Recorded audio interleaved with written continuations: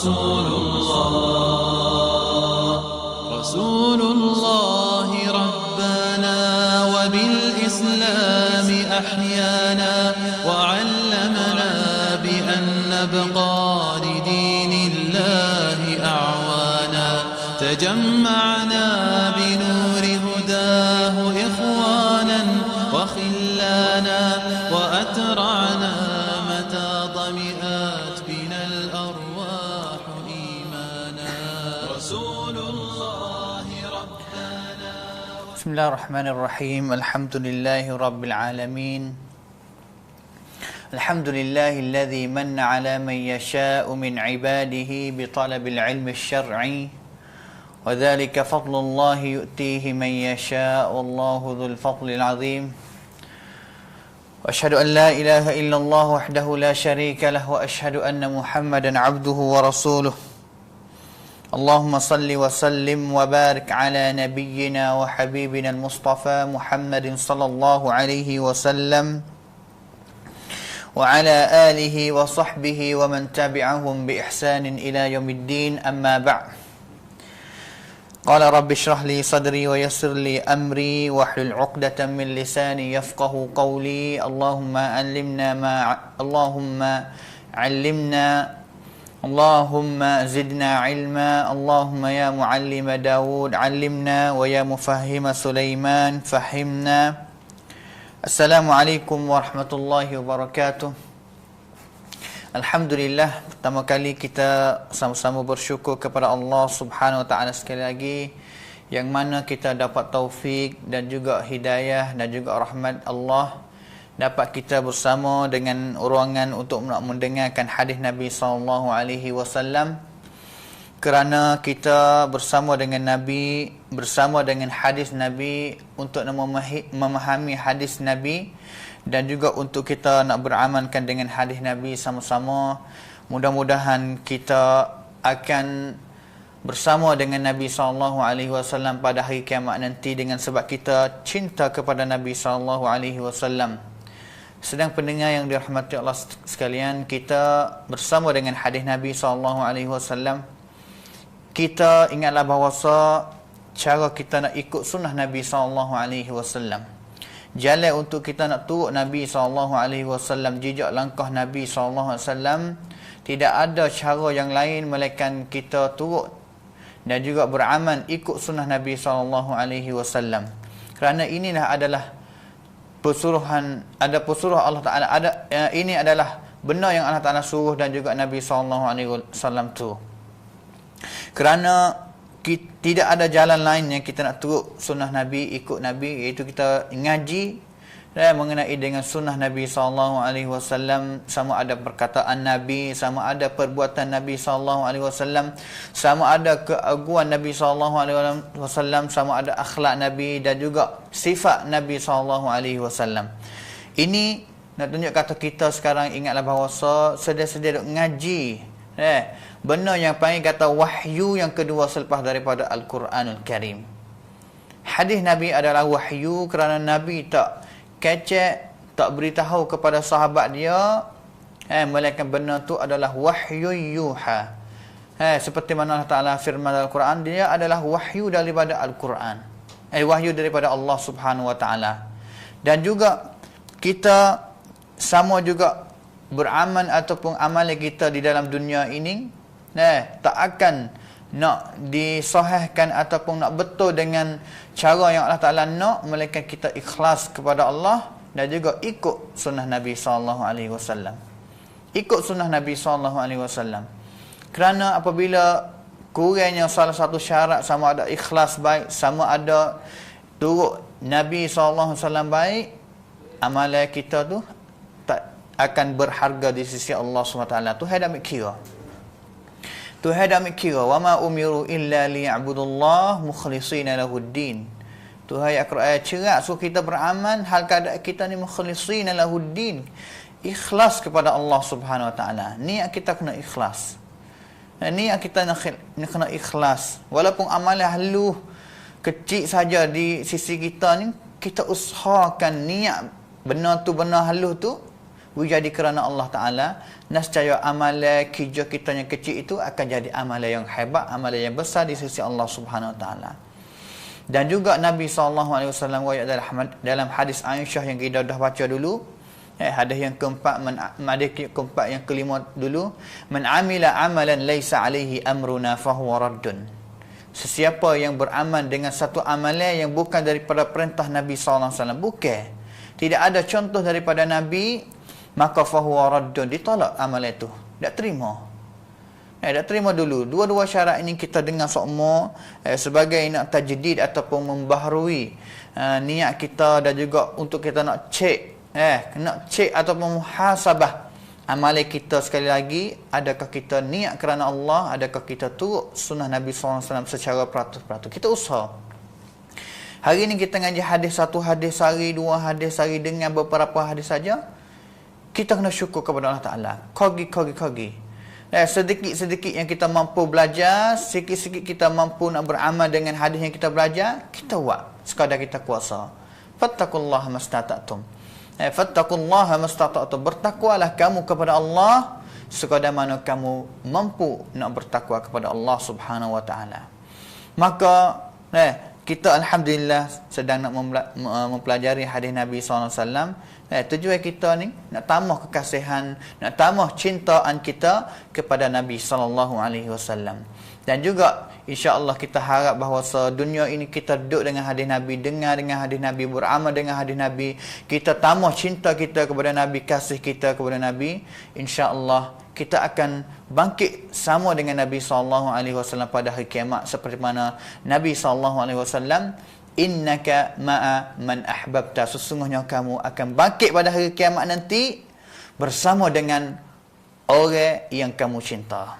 Sedang pendengar yang dirahmati Allah sekalian, alhamdulillah kita sedang bersama dengan kitab 40 hadis Imam Nawawi, salah satu kitab yang berharga di dalam agama kita umat Nabi Muhammad SAW. Kitab mengenai dengan hadis Nabi SAW. Kitab 40 hadis Imam Nawawi adalah salah satu kitab yang sangat berharga, yang sangat banyak dengan keberkatan, yang mana di dalam dunia ini berapa juta orang yang menghafalkan kitab ini. Selepas daripada mereka hafal Quran, mereka hafal hadis Nabi, mula dengan kitab 40 hadis Imam Nawawi. 42 hadis, yang mana Imam Nawawi tak nama 40 hadis, tetapi dengan hakikat sebenar dalam kitab ini, dia punya 42 hadis.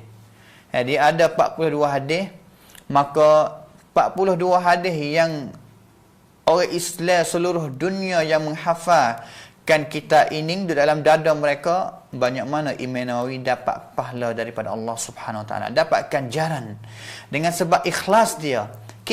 Kalau kita kira banding dengan kitab hadis-hadis yang lain, mungkin bilangan hadis dia tak sama dengan kitab hadis-hadis yang lain.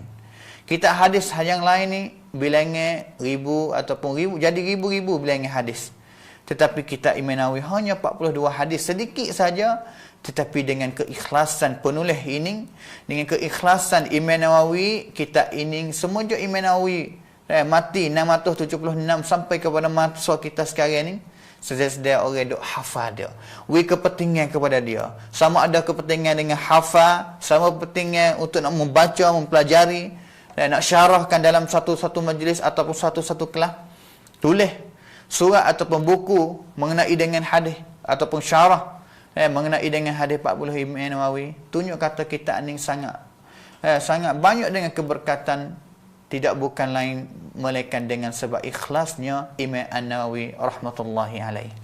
Sedang pendengar yang dirahmati Allah sekalian, kita bersama dengan hadis yang ke-11 pada hari ini. Hadis ke-11 kita alhamdulillah kita jalan mari sampai ke hadis yang ke-11. Hadis yang mana kita pada hari ini agak kata hadis yang sangat kecil, sangat pendek sangat. Tetapi insya-Allah kita akan dapat manfaat yang banyak daripada hadis yang kecil, yang pendek, yang singkat ini. Kita akan dapat manfaat yang banyak daripada perkataan Nabi SAW. Hadis ini Imam Nawawi kata, an Abi Muhammad Al-Hasan bin Ali bin Abi Talib, sibati Rasulillah sallallahu alaihi wasallam wa raihanatihi, radhiyallahu anhuma qala hafidhtu min Rasulillah sallallahu alaihi wasallam da' ma yaribuka ila ma la yaribuk rawahu at-Tirmidzi wan Nasa'i wa qala at-Tirmidzi hadithun hasanun sahihun. Imam Nawawi dia kata hadis ini riwayat daripada Abi Muhammad Al-Hasan bin Ali bin Abi Talib, seorang sahabat Nabi sallallahu alaihi wasallam. Bukan sahabat Nabi saja, tetapi dia adalah cucu Nabi sallallahu alaihi wasallam, cucu kepada Nabi sallallahu alaihi wasallam. Sibati Rasulillah. Kalimah sibti maksud dia ni cucu Nabi sallallahu alaihi wasallam wa raihanatih radhiyallahu anhuma. Abu Muhammad. Hadis ini kalau kita tengok kepada takhrij dulu. Nah, kita tengok darajat hadis ni belah mana ulama kata. Hadis ini Imam Nawawi kata rawahu Tirmidzi. Orang yang riwayat hadis ni, orang yang pertama iaitu Imam At-Tirmidzi dalam kitab dia nama As-Sunan, ataupun salah satu nama lagi kitab dia nama Al-Jami' At-Tirmidzi. Al-Jami' At-Tirmidzi ataupun Sunan At-Tirmidzi yang kita sedia dengar. Kita ingatlah bahawa a'immah atau para imam ulama hadis yang hebat ni orang tu, ni orang yang hebat, yang ma'ruf, yang ulama pegang teguh dengan kitab-kitab mereka. Yang pertama Imam Al-Bukhari. Ni orang imam hadis, ulama hadis yang hebat, ataupun orang panggil dalam bahasa Arab bahawa mereka kutub as-sittah, kitab mereka yang keenam. Bilangan ni kitab semua. Yang pertama Al-Imam Al-Bukhari, kitab dia Sahihul Bukhari. Yang kedua Sahihul Muslim, sahih, kitab sahih bagi Imam Muslim, bagi Imam Muslim. Yang ketiga kitab Sunan bagi Abu Dawud, Imam Abu Dawud, kitab dia nama Sunan Abu Dawud. Yang keempat nama dia kitab Sunan juga, ataupun kita royak tadi Al-Jami' bagi Imam At-Tirmidzi, kitab Jami' ataupun kitab As-Sunan bagi Imam At-Tirmidzi. Dan juga yang kelima kitab As-Sunan bagi Imam An-Nasa'i. Yang keenam yang terakhir kitab As-Sunan bagi Ibnu Majah. Ibnu Majah. Kitab ni adalah kitab yang hebat.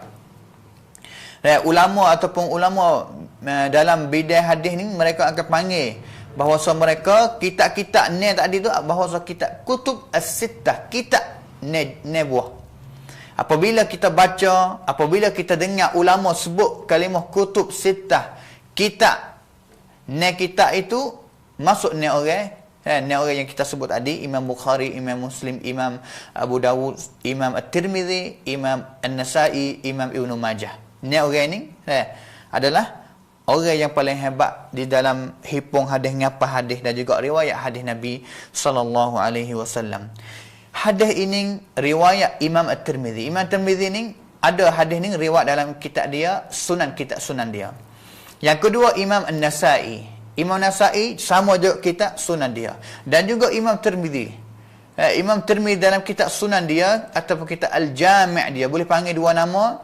Dia akan kata, akan darajat satanak hadis telak hadis hak ia sebut dalam kitab dia ni, dia akan royak kata hadis ni sahih ke, hadis ni hasan ke, hadis ni dhaif ke. Kita ingatlah bahawa jenis ataupun anwa' hadis, jenis-jenis hadis, perpet hadis ni bagi kepada tiga besar-besar. Di sana ada hadis yang sahih. Dan juga hadis yang hasan, peringkat genah daripada hadis sahih. Dan juga peringkat yang ketiga hadis dhaif, genah daripada hadis hasan. Dan juga yang paling patak sekali, bawah sekali, hadis al-mawdu'. Hadis mawdu' adalah hadis palsu, hadis yang bohong ke atas Nabi SAW. Nabi tak kata, orang yang suka jahat, orang yang nak kena Islam, dia bohong perkataan ini, dia bohong kata ini adalah perbuatan Nabi, bohong ke atas Nabi SAW. Waliyadzubillah min dzalik. Maka mereka yang bohong hadis ke atas Nabi ni, Nabi kata balah mana, man kadzaba alayya muta'ammidan falyatabawwa maq'adahu minan nar. Siapa yang bohong ke atas aku, Nabi kata, aku tak kata dia reka satu perkataan dan dakwa kata perkataan itu adalah perkataan aku, iaitu perkataan Nabi SAW. Maka Nabi kata falyatabawwa maq'adahu, sesungguhnya dia telah ambil, dia telah bina satu tempat duduk pada dia sendiri di dalam neraka, finnar. Waliyadzubillah min dzalik. Hadis sahih. Maka kita saya diri sebagai orang yang sedang duk khidmat kepada hadis Nabi sallallahu alaihi wasallam, ngaji hadis Nabi dan juga mari untuk nak syarah ataupun hajar kepada sedang pendengar semua ni mengenai dengan hadis Nabi ni. Kita nasihat kepada semua, kepada asatidah baik, kepada ustaz-ustaz baik, kita jaga baik-baik dengan hadis Nabi sallallahu alaihi wasallam. Setiap kali kita baca khutbah baik, setiap kali kita ngajar anak murid kita baik, setiap kali kita nasihat kepada siapa yang baik yang minta nasihat daripada kita, apabila kita sebut hadis Nabi, apabila kita sebut hadis Nabi kepada orang yang dengar daripada kita ni, kita usaha cek dulu belum kita nak royak hadis tu kepada orang-orang yang dengar kita. Kerana kita kena royak. Kita kena royak kata hadis ning balas mana hukum dia. Kalaulah lebih-lebih kurang kalau kita tak tahu hadis tu peringkat mana, adakah sahih ke, adakah hasan ke, hadis kita tak boleh. Tak kuasa nak cek, tak kuasa nak cek, kita kena royak sedikit apa dah kata hadis ni riwayat imam dalam kitab dia. Boleh kepada orang yang sedang dengar daripada dia tu kembali dan juga check up klik lagi dan juga lihat hadis yang dia royak tu dalam kitab Imam Tirmizi, sanad siapa-siapa kata, boleh cek kata hadis tu peringkat mana. Tetapi yang kita jumpa banyak bagi tok khatib baik ataupun tok syekh baik, guru-guru mana baik, apabila mereka royak hadis ni, mereka tak boleh nak cek ataupun tak boleh nak royak. Tak boleh nak royak kata hadis tu peringkat mana. Kadang-kadang ambil hadis yang tidak boleh nak guna mai royak ke orang yang nak dengar dia. Bahkan ambil hadis palsu. Ambil hadis al-maudhu', hadis palsu giroyak kepada orang yang dengar dia. Royak kepada murid dia, giroyak kepada orang yang duk dengar khutbah dia. Royak hadis palsu. Kadang-kadang kita giroyak kepada dia, ini hadis palsu, ini hadis al-maudhu'. Hadis maudhu' tak boleh nak riwayat. Kita boleh nak royak kepada orang yang nak dengar kita, boleh royak kepada orang, tetapi hadis maudhu' dan juga hadis dhaif, wajib kita kena royak kata hadis ini selepas daripada kita royak, kita baca, kita kena royak kata hadis ini adalah hadis dhaif. Kalau dhaif sangat, dhaif jiddan. Kalau sampai peringkat palsu, kita kena royak kata hadis ni adalah hadis maudhu'. Tetapi apabila kita royak kepada dia kata hadis ni hadis maudhu', dia faham silap kata hadis maudhu', benar hadis maudhu'. Hadis maudhu' dia faham kata maksud ataupun makna al-maudhu' di sisi dia ni iaitu tajuk wa qarang. Dia faham pasal itu.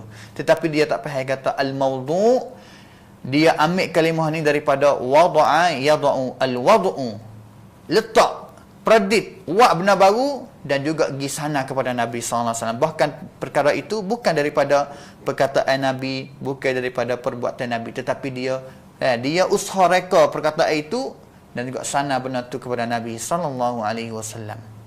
Maka kita kena ingat baik-baik. Peringatan, kita kena jaga baik-baik. Kita cek, kita boleh nak royak. Kita nampak kadang-kadang hadis yang palsu ni makna dia datang ni pelik-pelik. Makna dia datang pun pelik-pelik dah. Seperti satu hadis maudhu'. Satu hadis maudhu' yang saya biasa ngaji ni, satu orang yang dia duduk dalam dunia ini, dia mati dengan hal keadaan dia ni mabuk. Dia mati dengan hal keadaan dia ni mabuk. Dan juga dalam hadis itu dia kata, selepas daripada dia mati, dia bangkit pada hari kiamat nanti dengan hal keadaan dia pun mabuk juga. Mabuk arak. Sukran wa huwa sukran, mabuk arak. Mati dengan keadaan mabuk, bangkit pada hari kiamat nanti dengan hal keadaan mabuk juga. Dan juga dia akan ambil selepas daripada dia bangkit ni, pergi kepada bukit yang nama sukran, bukit yang nama mabuk juga. Ini nak tunjuk kata kita baca lafaz hadis, samnon hadis pun kita rasa pelik-pelik dah. Mati dengan keadaan mabuk, bangkit mabuk, pergi kepada bukit nama mabuk.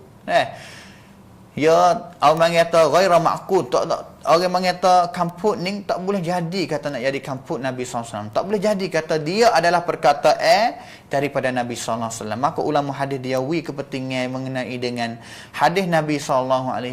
Kerana ini adalah salah satu kelebihan bagi umat Islam, umat Nabi Muhammad SAW. Kerana dulu, umat-umat dulu, Allah Ta'ala turun kepada mereka akan kitab juga. Kitab Taurat baik, kitab Injil baik. Tetapi ulama mereka mari tafsir baik, mari mengajar baik, mari kecek satu-satu perkara baik, tetapi di sisi mereka tidak ada sanad seperti kita umat Nabi Muhammad sallallahu alaihi wasallam.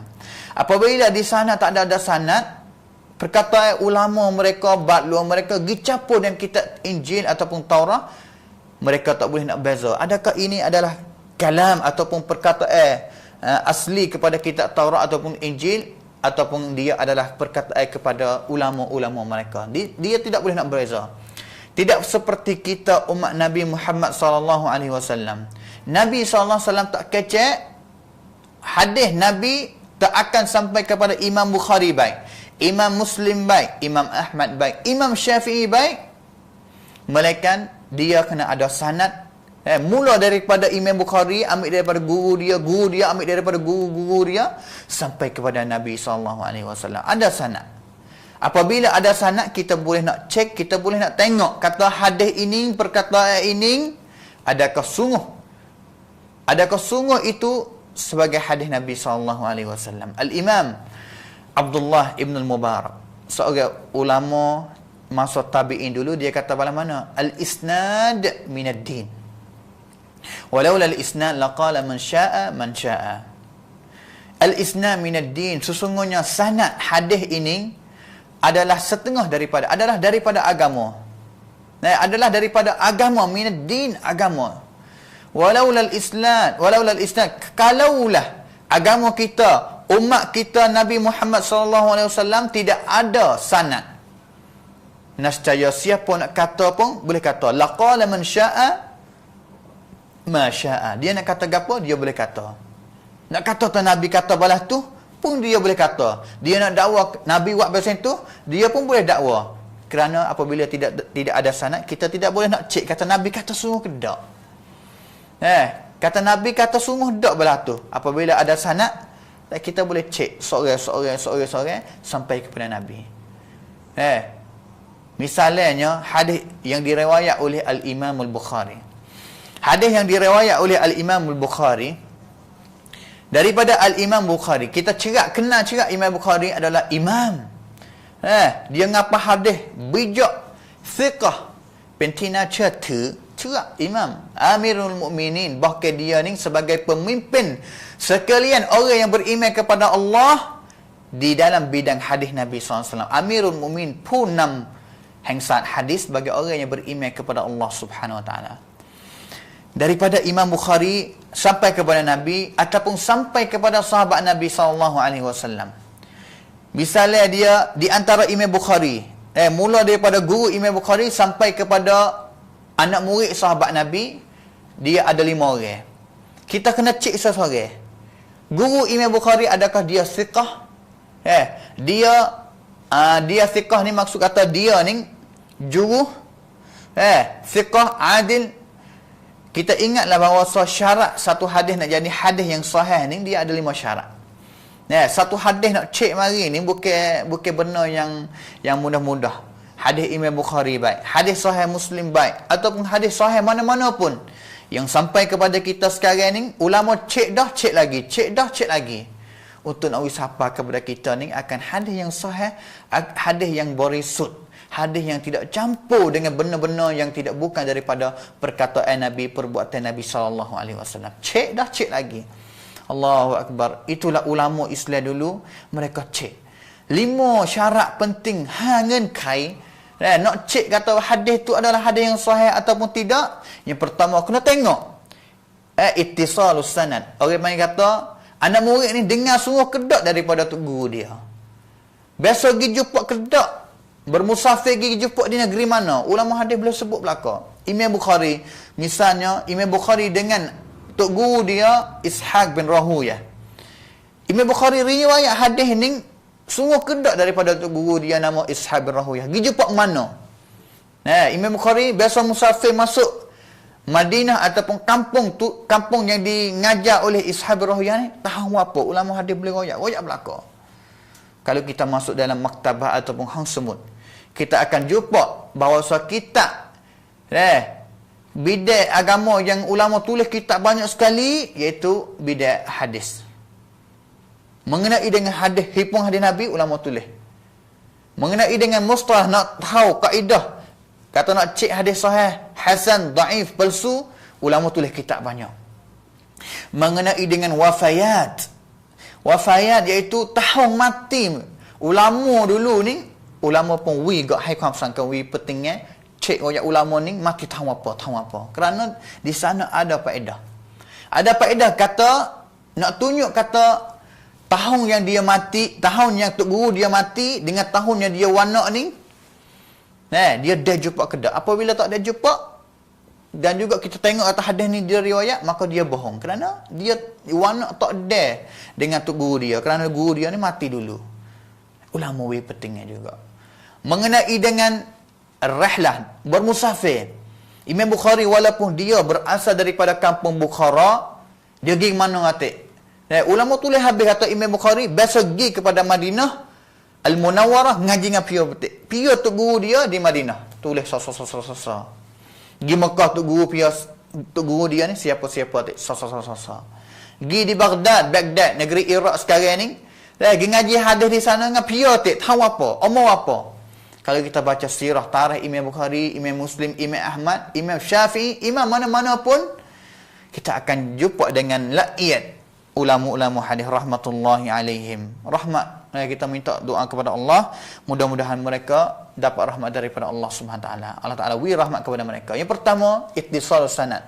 Sanad seseorang itu anak murid dengar sungguh kedak daripada guru dia dengar sungguh kedak daripada guru dia sampai kepada Nabi. Cek sa. Jangan putus. Dijumpa tengah sanad kata dua orang ni tak biasa jumpa, maka hadis itu akan jadi hadis dhaif secara terus. Dijumpa tengah sanad. Kata dua orang ning tak biasa jumpa, tak biasa riwayat hadis. Tapi dalam hadis ni dia kata orang yang riwayat hadis ni seorang ni. Bagi cek tengok, seorang ni mati dulu belum dia nak wanak lagi. Maka hadis itu akan jadi hadis dhaif, tak boleh jadi hadis sahih. Yang kedua kena tengok rawi, kata dia ni thiqah ke tak? Al-adalah. Al-adalah ni juh ke tak kunatam dia. Dia biasa kecek bohong ke tak? Dia biasa buat jahat ke tak? Sama ada dia kecek bohong, jadi kecewa bohong dia sendiri, kecek bohong saja. Kadang-kadang ada juga golongan yang biasa pun bohong ke atas Nabi SAW. Bohong ke atas Nabi jadi barang main-main saja. Apabila dia tak jadi orang yang thiqah, tak dia orang yang juruh ni, maka tak cukup syarat. Walaupun hadis pun yang dia riwayat tu secara mengata tidak putus. Dia dengar sore-sore, dengar tiap orang dengar daripada guru dia pun, kalau ada seorang riwayat hadis dalam sanad 5 orang sore saja yang dia tak juruh, maka hadis tu tak boleh jadi hadis sahih juga. Syarat yang ketiga, ad-dhabtu. Tengok kepada kuamcam, beringatan dia. Ingatan dia balas mana? Kita ngaji hadis sikit hari ni. Panjang tak masuk hadis lagi. Peringatan dia, kuamcam dia ni, ingat hadis dia balas mana? Kalau ingat ngatik, lupa ngatik, ingat ngatik ni, peringkat dia tak sampai kepada peringkat orang panggil peringkat sahih. Peringkat hadis sahih ni, orang yang ada kuamcam, orang yang ada ingatan yang kuat. Seperti Imam Bukhari, seperti Imam Ahmad, seperti Imam Ke'ana tadi kita ayat. Ulama-ulama banyak. Sufyan al-Thawri mati pada tahun 161. Seperti Yahya bin Ma'in mati pada tahun 232. Ramai ulama hadis yang ingatan mereka ni sangat kuat. Apabila ingatan mereka sahih dan juga ingatan ni sikit kurang daripada peringkat sahih, maka hadis itu akan jadi hadis hasan. Tetapi setengah perawi hadis ataupun orang riwayat hadis ni, ulama kata yang ni cek pada hadis semua ni, peringatan dia ni adalah sayyi'ul hifz. Sayyi'ul hifz ni ingatan lah mengata tak agak atau tak molek manalah peringatan dia, maka hadis dia akan jadi hadis yang sampai kepada peringkat dhaif kadang-kadang. Maka peringkat sahih ni ada hadis sahih, ingatan dia ni kena agak kata kena hebat. Ingatan yang kuat. Dan juga syarat yang keempat nak jadi mengata hadis yang sahih, ghaira syudzudin ataupun adamu syudzud, tidak syadz, tidak ada syadz. Syadz ni maksud dia ni seorang ni riwayat hadis. Tetap hadis ni, seorang ni pun riwayat hadis ni. Ataupun orang nama Alif riwayat hadis ni, orang nama Ba riwayat hadis ni juga. Sama-sama dua orang ni fiqh dua. Tetapi orang yang riwayat hadis yang pertama, jalan pertama ni, puluh orang ni kebanyakan siqah belaka, juh belaka. Orang yang riwayat jalan yang ada satu kalimah ataupun dua kalimah, satu jumlah dalam hadis yang tidak sama dengan orang ramai riwayat, dia seorang je pelik riwayat hadis ni.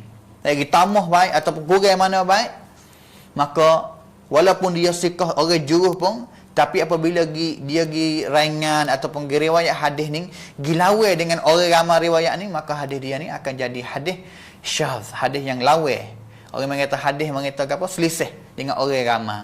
Dan juga syarat yang terakhir, orang mengata adamu illah. Dalam hadis ni dia ada illah, khabuk prong dia. Kadang-kadang kita tengok hadis ni adalah hadis yang sahih. Tapi apabila kita campur semua, satu hadis saja kadang-kadang ratus-ratus jalan mari. Satu hadis saja seperti hadis kita hari ni, da' ma yaribuka ila ma la yaribuk. Kadang-kadang mari puluh-puluh jalan. Cek sosok-sosok jalan ni masa pelik sikit. Ada pelik sikit ni, ada khabuk prong sikit, maka orang panggil ta'illah. Yang mana benar pelik yang masuk dalam hadis ni, yang agak kita tengok zahir dia ni hadis sahih. Tetapi kita pergi cek dah, nampak benar yang benar kecil yang kita tak nampak, melainkan ulama hadis saja yang dia cucan, dia camna mengenai dengan ni, benar pelik itu akan membawa hadis tu jadi hadis yang dhaif. Nah, itu syarat yang kelima. Maka rawahu Tirmizi, hadis ni riwayat oleh Imam Tirmizi. Dan juga An-Nasa'i dalam kitab dia As-Sunan. Imam Tirmizi dia kata hadis ni adalah hadis hasan sahih. Hadis ni adalah hadis hasan sahih. Kalau orang ngaji hadis dia rasa pelik, balah mana Imam Tirmizi kata hadis ni adalah hadis hasan juga, hadis sahih kata. Bahkan peringkat sahih dan juga peringkat hasan ni peringkat yang lain-lain, peringkat tak sama. Perbezaan dia, peringkat hasan ni dia tak sama dengan peringkat sahih di segi peringatan rawi. Peringatan orang yang riwayat hadis. Orang yang riwayat hadis sahih ni ia timrai ataupun kausib kunpai. Tetapi orang yang riwayat hadis hasan ni kausib lungma. Peringatan dia macam dia ni tak sama dengan orang yang riwayat hadis yang sahih. Tetapi dia boleh guna juga hadis hasan. Maka hadis ni kalau kita tengok baik-baik, dia adalah hadis yang muskilah. Balah mana ni ada panhalah, ada masalah. Balah mana Imam Tirmizi kata hasan kata, sahih kata. Maka ulama mari buat bicara bahawa apa maksud, apa makna perkataan Imam Tirmizi bahawa dia adalah hadis hasan sahih. Hasan sahih. Ulama kata seperti Imam Ibn Hajar Al-Asqalani. Imam Ibn Hajar Al-Asqalani dia salah satu ulama yang hebat, ulama yang bermazhab dengan mazhab Imam Syafi'i, mati pada tahun 852. Dia mari royak kata maksud ataupun makna perkataan Imam Tirmizi ini hadisun hasan sahih. Hadis ini kalaulah di sana dia ada dua sanad, dia ada dua jalan, maka dua jalan itu, satu jalan adalah jalan yang sahih dan juga satu jalan lagi adalah jalan yang hasan. Maksud dia satu jalan sahih, maksud jalan tu penuh. Peringatan dia ni temroy ataupun kuat belaka. Tetapi satu jalan yang hasan ini ada satu ataupun dua orang yang riwayat hadis nak ringan hadis ni, yang mana peringatan dia macam dia ni kurang sikit, maka membawakan jalan itu, sanad itu jadi sanad yang hasan. Maka hadis ini ada dua sanad, satu sanad yang sahih, satu sanad yang hasan, maka Tirmizi kata hasan sahih. Maka Ibn Hajar kata lagi, kalaulah hadis ini ada satu jalan saja, maka jalan itu boleh jadi ulama khilaf kata jalan ni, setengah ulama kata jalan sahih, setengah ulama kata jalan hasan. Maka Imam Tirmizi maka guna dua perkataan selalu kata hadis ini adalah hadis hasan sahih. Nabi SAW kata, siapa riwayat hadis ini?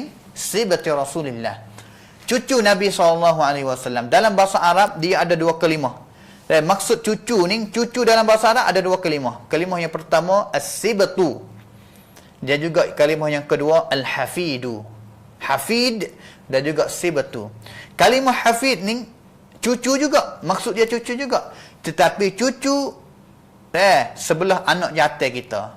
Kalaulah kita ada anak yatim dan juga anak dia, cucu dia daripada anak yatim kita ni, orang panggil kata hafid. Tetapi apabila kita ada anak tina dan juga anak tina kita ada anak, cucu dia ni belah anak tina kita, cucu kita sebelah anak tina ni, orang panggil kata sibtu.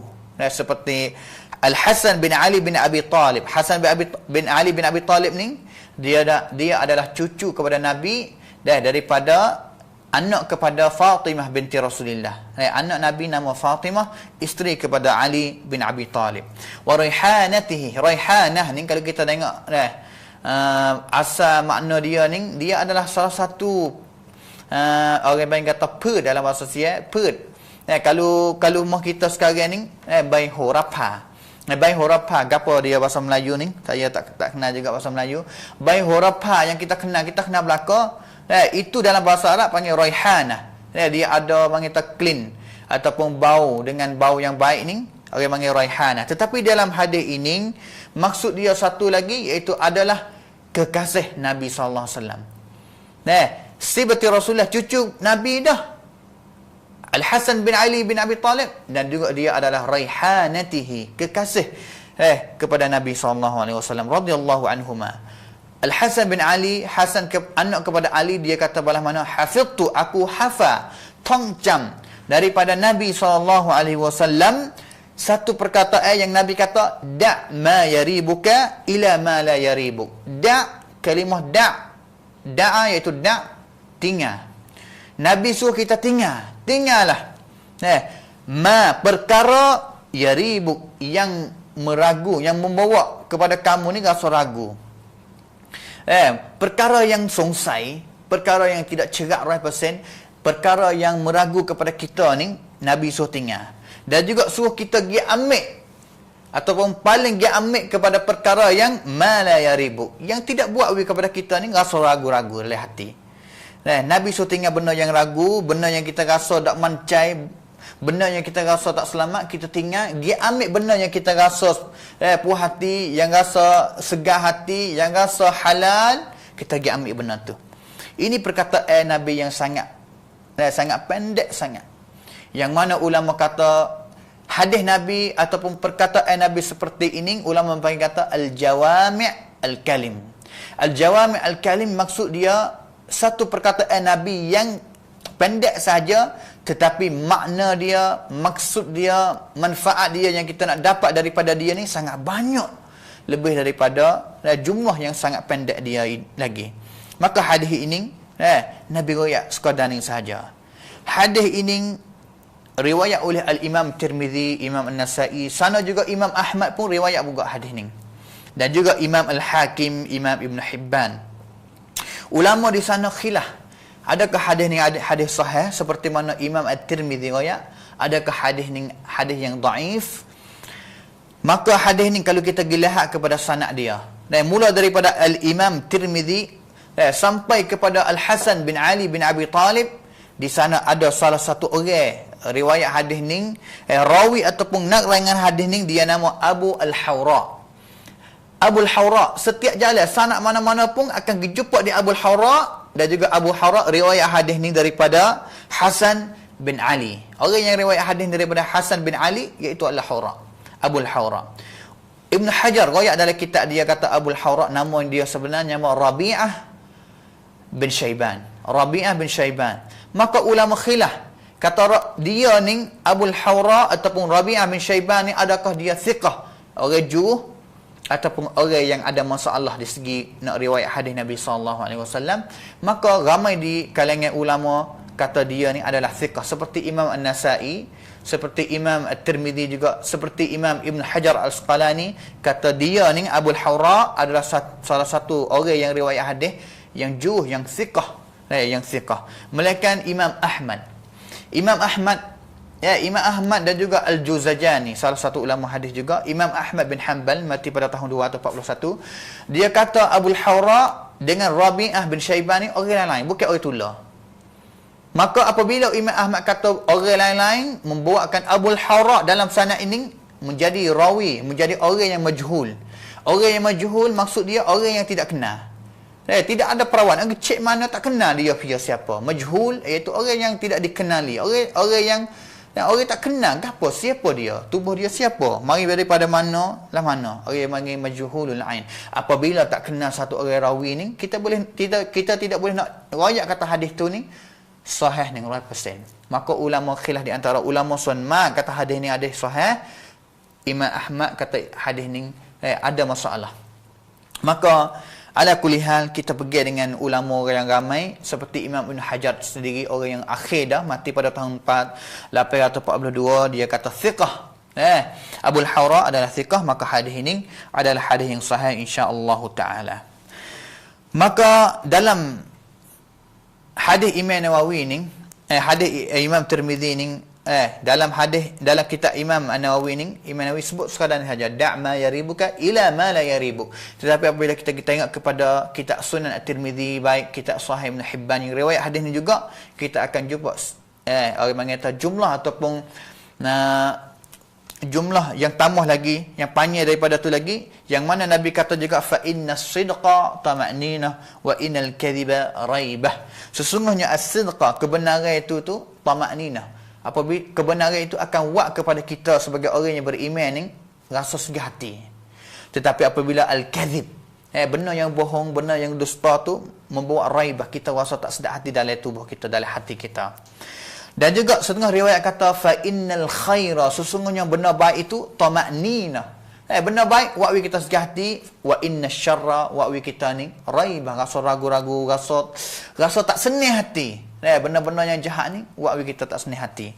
Inilah hadis Nabi SAW yang Nabi riwayat. Maka siapa rawi dia? Dia adalah Al-Hasan, cucu kepada Nabi SAW, yang mana Imam Az-Zahabi rahmatullahi alaihi, dia riwayat dalam kitab dia Siyaru A'lamin Nubala. Dia kata dia adalah Al-Hasan bin Ali bin Abi Talib bin Abdul Muttalib bin Abdul Manaf Sayyidu Syababil Jannah. Dia adalah Sayyid punam kepada syabab, orang muda yang akan jadi ahlu syurga, akan masuk syurga. Dia adalah punam dari segi jawacun. Imam Az-Zahabi riwayat dalam kitab dia berasal juga daripada hadis Nabi SAW di dalam Sunan Tirmizi, yang mana hadis itu Imam Al-Albani kata adalah hadis yang sahih. Maka kita dah ayat tadi As-Sibtu, dia adalah cucu sebelah anak tina Nabi Fatimah binti Rasulullah SAW. Dia lahir pada bulan Ramadan pada tahun 3 Hijrah. Nabi hijrah kepada Madinah tahun lebih kurang 3 tahun, dia lahir di Madinah. Maka dia adalah seorang cucu Nabi, seorang sahabat Nabi dan juga cucu Nabi yang rupa dia ni hampir nak serupa dengan Nabi SAW. Satu kali Abu Bakar As-Siddiq, dia maya asal. Selepas daripada dia sudah maya asal, dia keluar daripada masjid, dia lalu kepada satu jalan, jumpa kepada Al-Hasan bin Ali bin Abi Talib. Maka dia ambil Hasan bin Abi Talib, yang Al-Hasan sedang duk main dengan budak-budak yang lain, dia ambil Hasan ni tok atas bahu dia. Maka dia jalan pergi kepada jumpa dengan Ali bin Abi Talib sebagai bapa kepada Al-Hasan. Dia kata, wallahi bi abi syabihu lin Nabi SAW. Budak ni sangat, rupa dia sangat serupa dengan Nabi SAW. La syabiha li aliyin, tak serupa dengan Ali. Maka dengan Ali bin Abi Talib sebagai bapa kepada Al-Hasan, perkataan Abu Bakar, Ali suka. Yadhaku, Ali suka. Dan juga satu hadis yang Nabi SAW, hadis yang diriwayat oleh Al-Imam Bukhari, kata lam yakun ahadun ashbah bin Nabi SAW min Al-Hasan bin Ali. Tidak ada sahabat Nabi SAW yang mana, cucu Nabi yang mana yang rupa dia sangat serupa dengan Nabi, melainkan Al-Hasan bin Ali bin Abi Talib. Dan juga Nabi SAW biasa doa kepada Al-Hasan, Al-Hasan ibn Ali, dan juga berdoa kepada orang yang cinta kepada Al-Hasan bin Ali. Allahumma inni uhibbu, ya Allah, sesungguhnya aku cinta kepada Al-Hasan bin Ali, fa'ahbib man yuhibbuhu. Dan Allah Ta'ala, ya Allah, sesungguhnya aku cinta kepada Al-Hasan, maka mintalah Kamu, ya Allah, cinta juga kepada dia dan juga cintalah kepada siapa pun yang cinta kepada Al-Hasan bin Ali. Hadis yang diriwayat oleh Al-Imam Al-Bukhari dan juga Al-Muslim. Dan juga satu kali Nabi SAW biasa kecek, beritahu kepada sahabat-sahabat dia, yang mana Nabi SAW riwayat kata, hadza ibni hadza sayyidun. Sesungguhnya anak aku, cucu aku ini akan jadi sayyid pada masa depan. Masa yang aku tidak ada akan jadi sayyid punam. Jadi ketua. Wala'allallaha ay yusliha bihi baina fi'atayn minal muslimin. Hadis riwayat Imam Al-Bukhari.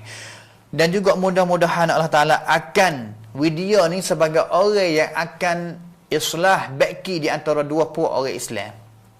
Orang Islam akan berlaku balah pada masa depan selepas daripada Nabi SAW mati. Nabi doa mudah-mudahan Al-Hasan inilah akan jadi orang yang membaik di antara dua pihak orang Islam. Dan juga hadis ini berlaku sungguh selepas daripada Nabi SAW mati, yang mana apabila Nabi mati dan juga jadi khalifah Abu Bakar, Umar, Uthman, Ali, selepas daripada Ali bin Abi Talib bapa kepada Al-Hasan mati, dibunuh, mati syahid, maka orang-orang masa selepas itu bai'ah kepada Al-Hasan inilah sebagai untuk jadi khalifah selepas daripada bapa dia, iaitu Ali bin Abi Talib. Maka apabila orang yang bai'ah Al-Hasan jadi khalifah ni, Hasan jadi sebentar saja, masa dia di khalifah selepas dari bapa dia ni 7 bulan 11 hari saja, cenderung 11 saja.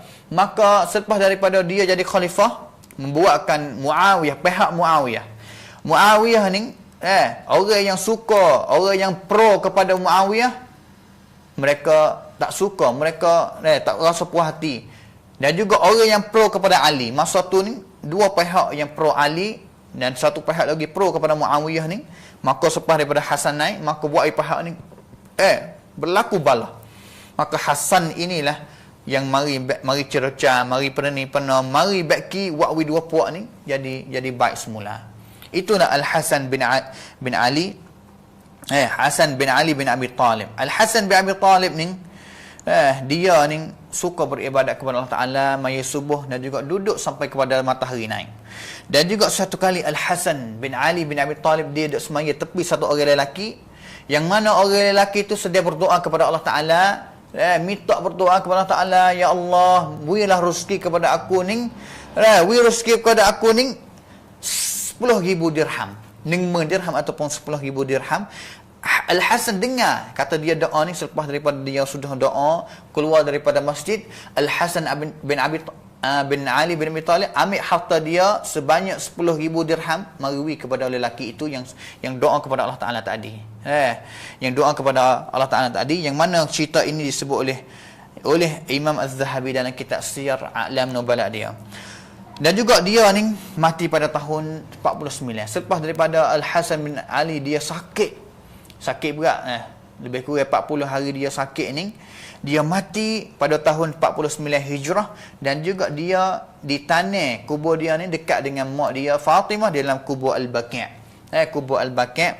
Hari yang dia mati, Al-Hasan mati ni, Abu Hurairah radhiyallahu anhu diri dalam masjid Nabi, ya ayyuhan nas, dan juga akak suara dia perakat i'lan kepada orang yang berada dalam masjid Nabi ni, ya ayyuhan nas, hey wahai manusia semua, sesungguhnya hari ni hibbun Nabi SAW telah mati. Orang yang Rasulullah sangat cinta sekali telah mati pada hari ini. Maka apabila orang yang berada dalam masjid Nabi dengar berita itu, fabaku, mereka tiap, mereka menangis kerana Al-Hasan, orang yang Nabi sangat cinta, telah meninggal dunia. Maka hari itu dalam kubur Baqi' penuh dengan orang-orang yang mari hatta, mari tanam mayat Al-Hasan bin Ali bin Abi Talib. Hadis ini menunjuk bahawa benar gapo yang kita rasa tak mancai, orang kata rasa tak cerak, benar gapo yang kita nak buat kita rasa tak cerak, kita tinggal. Satu benar mari kepada kita rasa benar tu kita tak confirm, kita rasa main mancai, kita rasa tak cerak, maka yang lebih baik sunnah Nabi kita hajar kepada kita ni, kita tinggal benar tu, tahap benar tu, cari benda yang membawa kepada kita ni rasa puas hati. Rasa puas hati, rasa sebaca, rasa gembira. Seperti berlaku kita akid contoh mudah-mudah yang kita insya-Allah akan berjumpa setengah hari ni, jumpa dengan hikam seperti ini. Seperti satu kali apabila kita ambil asmaya. Kita ambil asmaya ni sudah dah. Kita ambil asmaya dan juga kita pergi masuk masjid, kita semaya. Dan juga sedang kita duduk semaya tu, dalam semaya kita rasa kita ketuk kedak. Kita ketuk kedak. Maka benda ni orang panggil benda syak. Benda yang orang panggil tawakwi kita ni syak. Raib. Raib ni syak. Benda yang ragu. Benda yang wakwi kita songsai, hilang leh. Kita rasa ketuk kedak tadi. Suara tak dengar. Bau pun kita tak bau. Maka kaedah dia Nabi ayat kata da'ma yaribuka. Tahu benda ni mengata ila ma yaribuk. Benda yang kita tak ragu-ragu ni, ulama kata kita tahu benda tu. Dan juga kita seterus kita semaya. Kerana Nabi SAW riwayat dalam hadis Nabi SAW yang diriwayat oleh Al-Imam Bukhari dan juga Muslim, Nabi kata la yansarif hatta yasma'a sautan aw yajida rihan. Jangan kamu selesai ataupun kerak semaya kamu ni, wuti semaya kamu, melainkan kamu dengar satu suara, iaitu apabila kita ketuk baik, kita dengar suara, kita boleh nak kerak semaya kita, gimat semaya. Ataupun kita jumpa dengan rih, bau clean bau kita ni, kita dengar, kita bau, maka kita boleh nak mengita, nak putuskan semaya kita. Itu kaedah kita. Apabila kita tak jumpa dua-dua perkara ini ni, maka kaedah dia ni kita kena ila ma la yaribuk. Kita kena kembali kata tahu benda tu, mana kita kena pergi seterus. Melainkan kita jumpa laktan seperti Nabi SAW raya. Maka kaedah dalam hadis ni, kalau kita ngaji fiqh, kita akan jumpa kaedah bahawa al-yaqin la yazul bisyak. Al-yaqin la yazul bisyak. Yani al-yaqin kita ni seperti kita, al-yaqin maksud dia ni, keyakinan kita ni tidak dikhianat ataupun ditolak oleh asyak, benda yang ragu. Ataupun benda yang ragu-ragu ini, benda syak ni tidak boleh nak khianat benda yang yakin. Tidak boleh nak khianat benda-benda yakin. Seperti contoh yang kedua, satu orang dia ambil asmaya dan juga dia pergi semaya. Dalam semaya dia tu kita syak. Dia syak kata dia ambil asmaya lagi. Dia ambil asmaya dah. Tapi apabila sampai semaya ni dia masa asmaya habis ke tak, dia ambil lagi maka balas ni dia kena pergi ambil asmaya semula. Orang mai kata dia ambil asmaya dah, kerana ni ti kon au nalamanของเขา mengata ambil asmaya, dia asmaya dia jatuh. Maka dia mari semaya. Asmaya dia jatuh dah. Sebelum dia mari semaya, maka dia ni rasa ragu-ragu, kata dia ni asmaya jatuh, dia ambil asmaya lagi. Asmaya mula lagi. Maka benda yang dia kena buat seperti ini ni, dia kena tinggal semaya dia, dia ambil asmaya semula. Kerana kaedah kata benda yang ragu dalam perbuatan ini, adakah semaya dia sah? Tetapi benda yang dia boleh tinggal, benda yang buat dia selamat ni, dia ambil asmaya semula dan juga dia semaya semula. Dia semaya semula. Dan juga contoh lagi, kalau kita sebut orang mengata benda yang berlaku dalam semaya kita, sebenarnya benda raib, benda yang ragu ini boleh dapat jumpa setiap perkara. Seperti dalam solat baik, dalam ibadat, dalam muamalat baik, dalam nikah baik, dalam mana-mana bab pun akan berada mengata benda syak, benda wakwi kita rasa ragu, rasa tak puas hati, rasa tak suka hati. Contoh yang ketiga, satu orang dia semaya dan juga sampai kepada satu rakaat. Sampai kepada satu rakaat ni dia rasa syak. Kata rakaat ni rakaat yang ketiga ke rakaat yang keempat, dia maya zuhur. Seperti dia maya zuhur atau maya asar, sampai kepada satu rakaat ni dia syak, kata dia ni duduk rakaat yang ketiga ke rakaat yang keempat. Rakaat yang keempat. Kalaulah dia pilih kepada rakaat yang sedikit, rakaat 3 ke 4, dia pilih rakaat yang sedikit untuk nak dia mencai. Nak dia mancai, dia pilih rakaat yang ketiga kerana takut kalau dia kira rakaat yang keempat, bahkan sebenarnya rakaat yang ketiga membuatkan dia kurang dari semaya, maka dia ambil rakaat yang sedikit untuk dia rasa mancai, kata walaupun lebih pun dia rasa bahasa balas tu. Bahasa balas tu kata ambil rakaat ketiga, tambah satu rakaat cukup 4, dia rasa segar hati. Maka dia ambil rakaat yang sedikit, pilih rakaat yang sedikit. Dia syak di antara rakaat yang ketiga ke rakaat yang keempat. Dia pilih rakaat yang sedikit. Di sini ni kalau kita tengok kepada kitab, salah satu kitab yang ulama tulis mengenai dengan ahkam sujud sahwi. Hukum sujud sahwi ni balas mana? Hukum sujud sahwi kalau kita baca, dia ada 3 sebab yang orang panggil 3 sebab yang membuat kita ni kena sujud sahwi. Yang pertama, apabila kita tambah perkara yang lebih daripada kita kena buat dalam satu salat. Dan juga yang kedua, apabila kita kurang satu perbuatan taruh ni kita kurang dari semaya, membuat kita kena sujud sahwi juga. Kita akan belajar semulalah balas mana dia tu kena sujud sahwi apabila kita wakwi lebih, wakwi kurang. Tetapi satu perkara yang kita nak kecek di sini iaitu apabila kita rasa syak dalam semaya kita. Kita duduk semaya malam-malam, kita rasa syak. Kita rasa songsai. Kita tak tambah kali, tapi kita rasa songsai. Balas mana ni? Seperti contoh yang pertama, apabila kita berlaku dalam solat, kita wajah tadi, apabila kita syak kata rakaat ni rakaat yang ketiga ke rakaat yang keempat, kita pilih rakaat yang ketiga.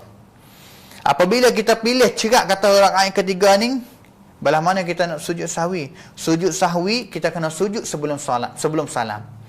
Kita pilih rakaat yang ketiga misalnya, rakaat yang keempat kita semaya seperti biasa sampai ke tahiyat. Sebelum kita nak wisalah ni kita sujud sahwi. Dan juga kita wisalah. Seperti hadis Nabi sallallahu alaihi wasallam, wa idza syakka ahadukum fi shalah, apabila satu orang daripada kamu ni rasa syak dalam semaya dia ni, fala yadri kam shalla thalathan aw arba'an, dia tak tahu kata dia semaya rakaat yang ketiga ke rakaat yang keempat, syak. Falyatrah syak wal yabni ala mastaiqan, maka dia tahu, lepas tahu benda yang syak tu, maka dia pilih. Pilih benda yang rasa dia mancai ni, rasa dia rasa segar hati, kita pilih. Seperti dia tadi ni, 3 dengan 4 ni kita boleh tidak lagi. Sebab 3 ni waktu kita mancai lagi, dengan kita tambah 1 rakaat cukup 4 rakaat. Dengan kita kuasa yang kita ingat, maka Nabi suruh kita ambil benda yang kita rasa mancai, rasa segar hati, thumma yasjud sajdatain qabla ayyusallim. Ini dalil daripada hadis Nabi SAW. Nabi kata, pilih yang sikit yang kita mancai, benda yang sikit tu. Dan juga sebelum kita nak wisalah ni, kita sujud 2 sujud, sajdatain dan juga semaya.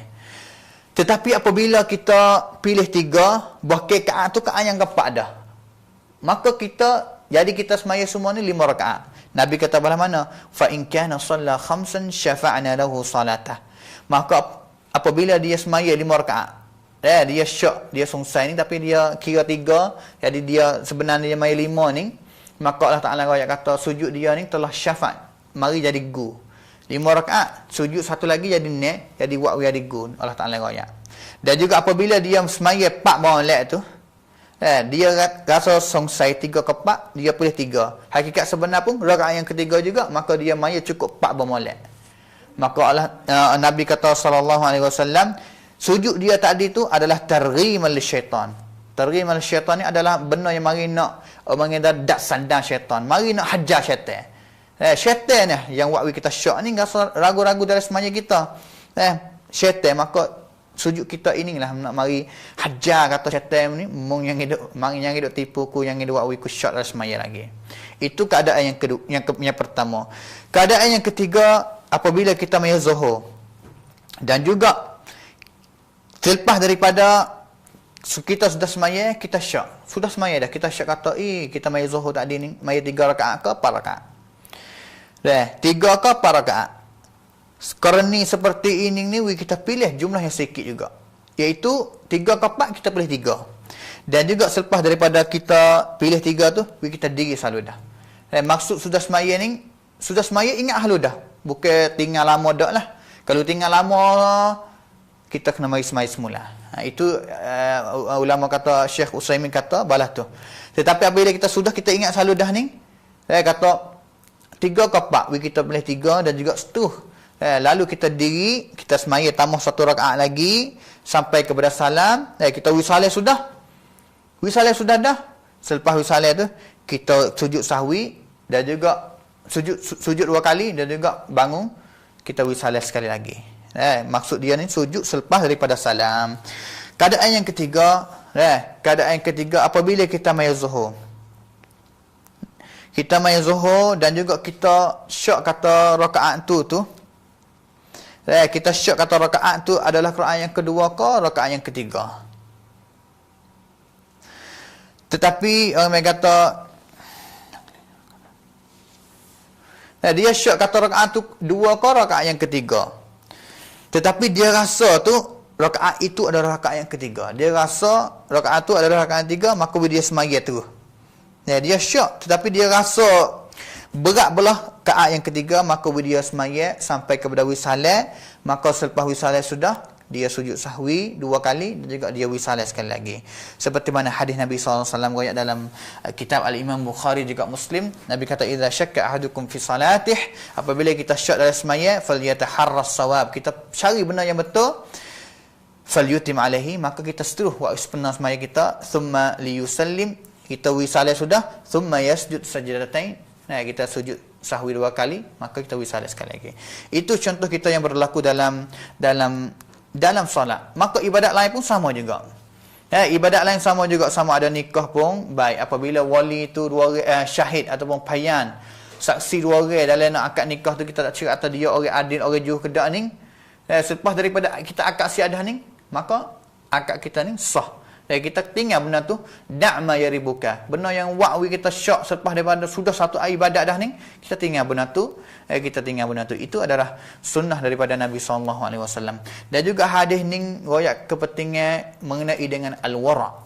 Al-wara' dan juga kepentingan dengan kita ni kena tinggal benda-benda syubhat. Al-Fudail bin Iyad ni kata, Al-Fudail bin Iyad dia mati pada tahun 187. Al-Fudail bin Iyad dia kata, yaz'umun nas, manusia ni dakwa bahawa al-wara' syadid. Benda-benda wara' ni adalah benda yang payah sangat. Al-wara', kita akan dengar gapo wara'. Benda yang payah sangat. Warada alayya amran illa akhadtu bi ashaddihima. Al-Fudail bin Iyad kata, apabila datang 2 perkara kepada aku pilih ni, aku akan ambil benda yang aku rasa segah hati, benda yang aku rasa puas hati, benda yang aku rasa selamat sekali. Fada' ma yaribuka, aku nak tinggal, maka tinggallah benda yang kita dak mancai, benda yang kita buat kita tak selamat, rasa tak selamat ni kita tinggal, ambil benda yang kita rasa selamat. Benda yang kita rasa selamat. Dan juga satu kali Al-Hasan bin Abi Sinan kata, ma min syai'in ahwanu minal wara', tidak ada benda yang mudah lebih daripada wara'. Tadi manusia kata payah nak berlaku wara', tetapi di sini Sinan bin Hasan kata, Hasan bin Abi Sinan kata, benda yang mudah saja. Apabila idza rabaka syai'un fada'hu, benda yang mudah. Bagaimana? Hasan kata bagaimana? Apabila satu perkara wak wimung ni rasa ragu, rasa bagaimana ni benda ni? Benda yang kamu kena buat mudah ya, fada'hu, tinggal tahu gimik benda lain yang kamu rasa mancai lagi, rasa yang mancai lagi. Muhammad bin Sirin mati pada tahun 110 Hijrah. Muhammad bin Sirin orang yang riwayat cerita mengenai dengan Muhammad Sirin kata ini, kana taraka Muhammad bin Sirin 40,000 fima la tarawna bihi al-yawma ba'san. Orang yang kata, Hisham kata ni, Muhammad bin Sirin ni pada masa dia dulu tu, dia dah tinggal 40 benar, 40 perbuatan, 40 perkara, yang mana 40,000 itu tu 40,000 perkara itu pada masa kita sekarang ni la ba'sa bihi, benda yang haram kita nak buat, benda yang tidak haram, benda yang halal kita buat, tetapi Muhammad bin Sirin tinggal dia, tak buat dia. Untuk nak jaga wara' dia, al-wara'. La ba'san, orang kata la tarawna bihi al-yawma ba'san, benda yang tidak ada apa pun, tidak ada masalah pun kita buat, boleh harus kita buat, tetapi dengan sebab al-wara', Muhammad bin Sirin dia tinggal saya buat. Dia tinggal saya buat. Seperti Yazid bin Zurai. Yazid bin Zurai ini seorang atba'ut tabi'in, mati pada tahun 182 juga. Yazid bin Zurai ini dia ada bapak dia. Bapak dia buat kerja dengan raja. Buat kerja khidmat kepada raja ataupun dalam istana raja. Dan juga satu kali bapak dia ni nak harta ataupun meraduk kepada dia, kepada Yazid. Maka harta yang nak ni lebih kurang 500,000 dirham. Hasan dirham yang bapak dia nak harta kepada Yazid bin Zurai. Maka Yazid bin Zurai ini dia rasa harta yang banyak ini, yang mana bapa dia yang kerja bersama dengan pemerintah ataupun raja ni, Yazid bin Zurai dia rasa tak tahu balas mana dapat dia harta ni. Sumber ataupun leng rubab cara nak boleh dapat ni, harta itu dapat, raja dia dapat dan juga gaji kepada bapa dia ni, harta itu adalah harta yang bersih ke tidak? Yazid bin Zurai rasa tak puas hati, rasa syak, rasa songsai, maka dia tinggal harta itu. Hasan dirham 500,000 dirham dia tinggal harta dari bapa dia, dengan sebab dia tak tahu kata harta yang banyak ini ni daripada raja, duit raja ambil daripada mana, jalan mana ambil, halal ke haram. Maka Yazid bin Zurai tinggal tahu. Tinggal tahu.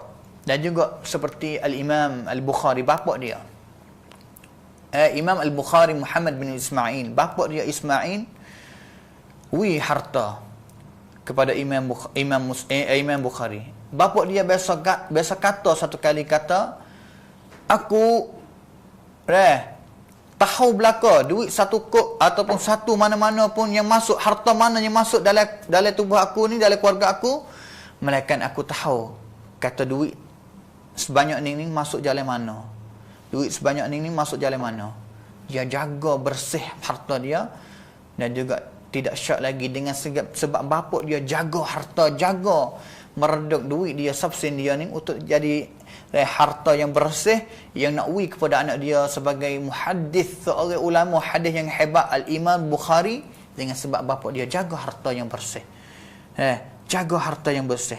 Dan juga satu kali Al-Miswar bin Makhramah. Al-Miswar bin Makhramah mati pada tahun 72 ataupun 74. Dia hidup semasa Umar ibn Khattab. Satu kali dia adalah peniaga. Miswar ni peniaga. Dia buat al-ihtikar. Al-ihtikar ni seperti kita jual terosak ataupun jual jenis-jenis. Kita nak jual ni, kita beli benda ni dengan harga taruh ni, dan juga kita make benda ni, kita taruh. Untuk nanti masa, apabila masa harga benda ni tinggi ni, kita ambil benda ni, mari jual. Ini benda yang dilarang oleh Nabi SAW. Nabi SAW kata, al-ihtikar, manil ihtikar fahuwa khati'. Hadis riwayat Muslim. Siapa yang buat balas ning, dia adalah orang yang salah. Maka Miswar dia buat balas ning lah.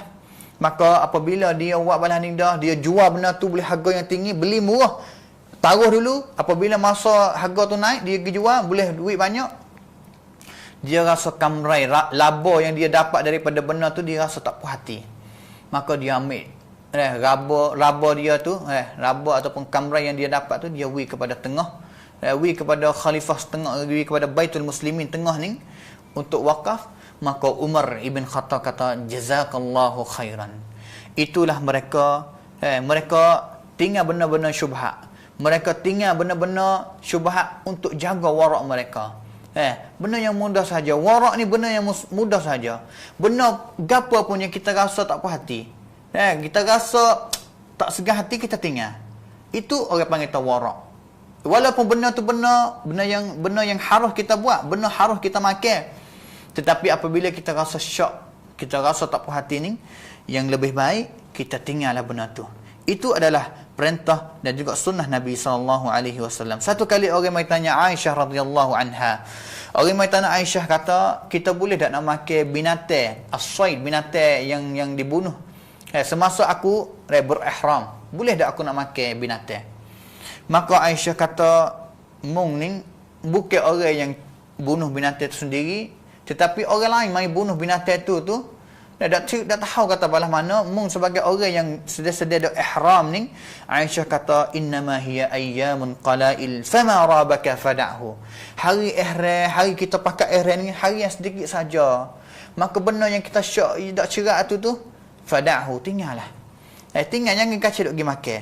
Kita tinggal, itu lebih baik lagi.